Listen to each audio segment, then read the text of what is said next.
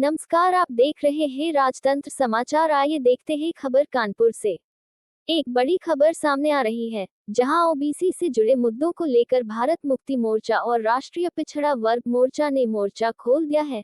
जाति आधारित जनगणना, यूजीसी रेगुलेशन और शिक्षक पात्रता परीक्षा जैसे अहम मुद्दों को लेकर ज्ञापन सौंपा गया है और सरकार से जल्द कार्रवाई की मांग की गई है।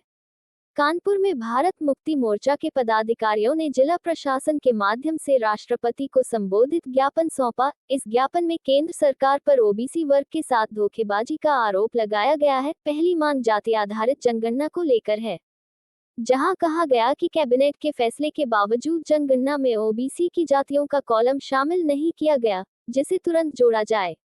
दूसरी बड़ी मांग यूजीसी इक्विटी रेगुलेशन को लेकर है, जिसमें आरोप है कि कमजोर नियम बनाकर उसे सुप्रीम कोर्ट में रुकवाया गया, इसलिए एससी, एसटी और ओबीसी के लिए सख्त नियम लागू किए जाएं। तीसरी मांग शिक्षा से जुड़ी है, जिसमें 2011 से पहले नियुक्त शिक्षकों को टीईटी से मुक्त करने की बात कही गई है। हमारी मांगें पूरी तरह संवैधानिक हैं। अगर सरकार ने जल्द फैसला नहीं लिया तो देश भर में चरणबद्ध आंदोलन और तेज किया जाएगा।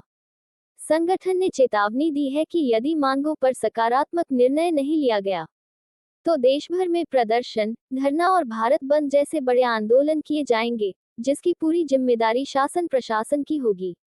यहाँ पर आए, आज हमारा भारत मुक्ति मोर्चा और राष्ट्रीय पिछड़ा वर्ग मोर्चा बहुजन मुक्ति पार्टी की तरफ से 4 चरणों में आंदोलन घोषित हुआ है, जिसका 3 चरण हम लोग कर चुके हैं। आज चौथा चरण करने के लिए सारे देश भर में 500 से भी ज्यादा जिलों में भारत बंद के तहत हम लोग कार्यक्रम कर रहे हैं। जहां जितनी ताकत है उस हिसाब से हम लोग अपने कार्यक्रम को अंजाम दे रहे हैं। उसी कड़ी में कानपुर में भी हम अपने तमाम साथियों के साथ भारत मुक्ति मोर्चा के जिला अध्यक्ष हमारे सोनकर जी, बहुजन क्रांति मोर्चा की जिला संयोजिका पूजा यादव जी, आदिवासी नेता हमारे सुग्रीव गोंड साहब, साकिर भाई, मनोज भटनागर जी और ओबीसी के राष्ट्रीय अध्यक्ष हमारे सुरेश कुशवाहा जी और तमाम साथियों के साथ हम लोग आज अपना कार्यक्रम कर रहे हैं। डीएम ऑफिस पे ज्ञापन दे रहे हैं। इसका मुद्दा ये है कि यूजीसी जो बिल जो कानून था उसको सुप्रीम कोर्ट में जा करके एक तो बहुत चालाकी से काम किया गया। जो सवर्ण मानसिकता के लोग हैं जो इस देश की सत्ता चला रहे हैं, उन्होंने पहले तो लोकसभा में उसको पास किया और फिर अपने ही लोगों को भेजकर सुप्रीम कोर्ट में उसको रद्द करवाने का, रोक लगवाने का काम किया, क्योंकि 3.5% के लोग ही हर जगह शासन सत्ता पर विराजमान हैं। वो लोग एससी एसटी ओबीसी का बहुत बड़े पैमाने पे विरोध कर रहे हैं। यूजीसी जैसे ही लागू हुआ, क्या हुआ? नरेंद्र मोदी जो उनके लिए मसीहा थे, जो मोदी की जय जयकार जय जयकार जय जयकार करते थे, मोदी जी महान है, नेता है, भगवान है, और हर नरेंद्र मोदी मतलब एक नारा दिया कि घर घर मोदी, हर हर मोदी।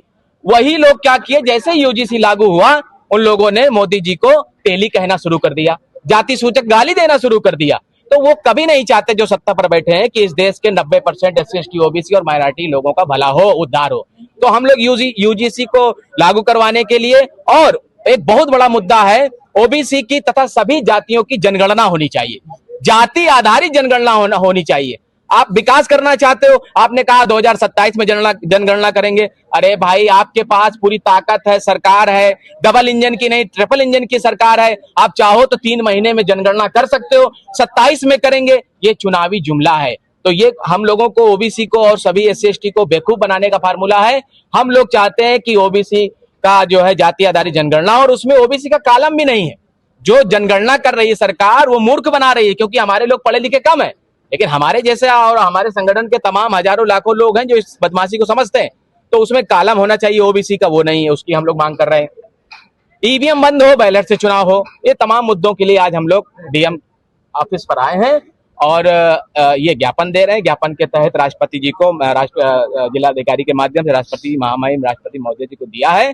अगर ये हमारी मांग पूरी नहीं होती है तो हम लोग निरंतर ये आंदोलन आगे भी जारी रखें।